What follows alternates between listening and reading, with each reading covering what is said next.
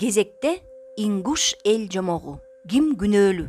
Бейбаш бала бирөөнүн тоогун уурдап алып үйүнө келсе, атасы мактайт. Баласына мактоодо майдай жагат. Бир жыл өтпөй чоочун уйду айдап келет короого. Атасы огош бетер мактап, жерге сууга тийгизбейт. Жыл өткөн сайын уулунун уурулугу ашына берет. Көпкө неме бир күнү аттуу баштуу төрөнүн казынасын тоноордо колго түшөт.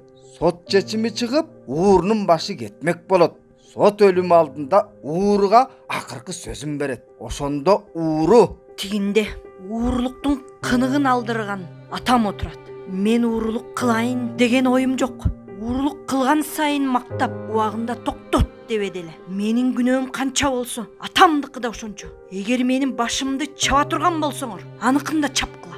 ушунун баары чынбы деп кызыгуусу арткан сот ишти териштире келсе, чын эле тигинин айтканы ырасталып чыгат. Ошондо сот аныгында айыптын баары сенде эмес, атаңда турбайбы деп өз чечимин өзгөртөт да балага экинчи ууру кылбоону эскертип бошотуп, атасына өлүм жазасын чыгарган экен.